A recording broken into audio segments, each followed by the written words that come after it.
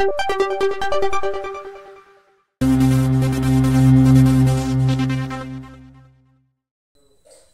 बच्चों, कैसे हो? तो आज हम 8th ग्रेड अभ्यास पुस्तिका भाषा भारती कक्षा 5वीं की के प्रश्नोत्तर हल करने वाले हैं, जिसमें हम पाठ 7 दशहरा के प्रश्नों को हल करने वाले हैं। जैसा कि आप जानते हो कि दशहरा का त्यौहार बहुत ही धूमधाम से मनाया जाता है, और यह त्यौहार क्यों मनाया जाता है ये भी आप जानते होंगे। बुराई पर अच्छाई की जीत के प्रतीक के रूप में यह त्यौहार मनाया जाता है। इस दिन श्री राम जी ने रावण का वध किया था, और इसी जीत की वजह से दशहरा त्यौहार मनाया जाता है। और बुराई को हराने के लिए रावण का पुतला बनाकर और मेघनाथ और कुंभकर्ण का पुतला बनाकर इसे जलाया जाता है। यह प्रतीक की निशानी होती है।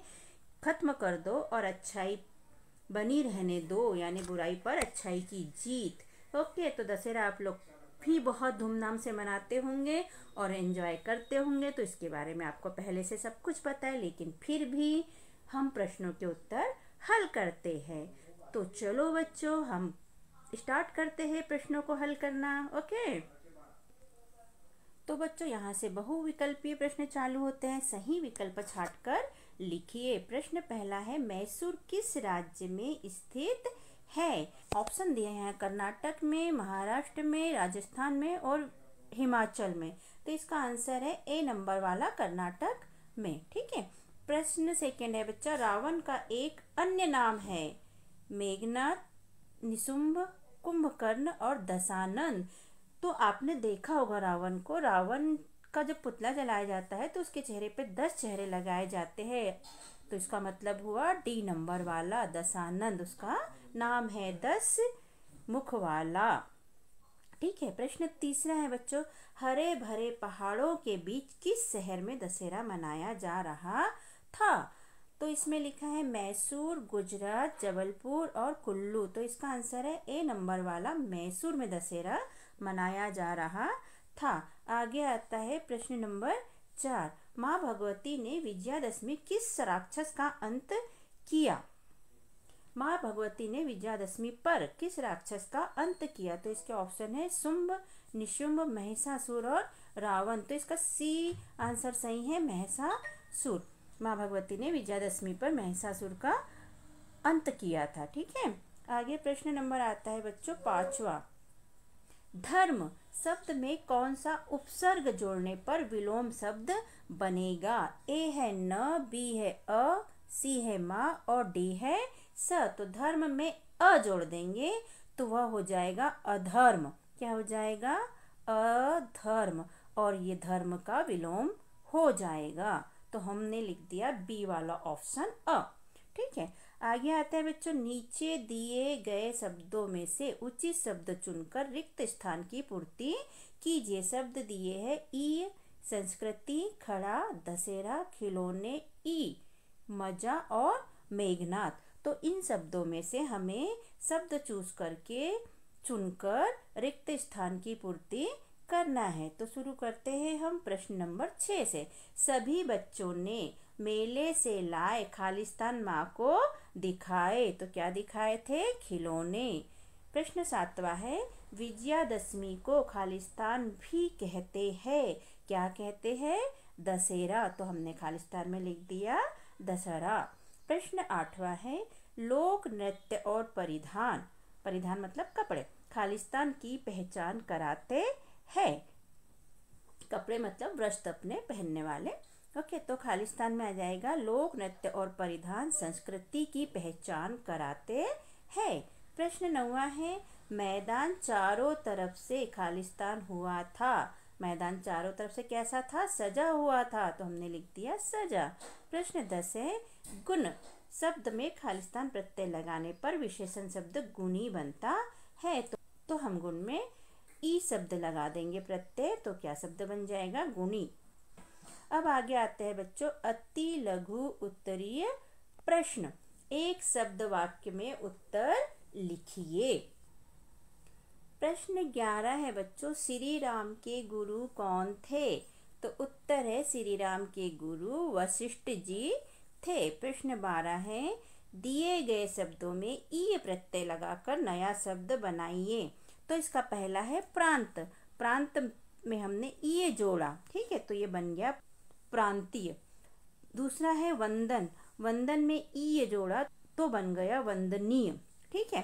प्रश्न 13 है बच्चों, गरबा किस राज्य का प्रमुख नृत्य है? तो उत्तर में हम लिखेंगे गरबा गुजरात राज्य का प्रमुख नृत्य है। आप लोग ने देखा होगा कि गुजराती लोग नौ दुर्गा के समय पर गरबा बहुत ज़्यादा खेलते हैं। उन्हीं लोग के साथ हम भी जाते हैं उनके साथ गरबा खेलने। तो ये कहाँ का प्रमुख नृत्य हो गया? गुजरात का। ओके, प्रश्न 14 हो जाता है बच्चों, आपके शहर व गांव में दशहरे पर कितने पुतलों का दहन किया जाता है? तो इसका उत्तर थोड़ा अलग अलग हो सकता है। आपके यहाँ कितने पुतलों का दहन किया जाता है ये तो हम नहीं बता सकते, लेकिन हमारे यहाँ 3 पुतलों का दहन किया जाता है, रावण, मेघनाथ, कुंभकर्ण, ठीक है, पुतलों का दहन किया जाता है। लघु उत्तरी प्रश्न यहाँ से स्टार्ट होते हैं।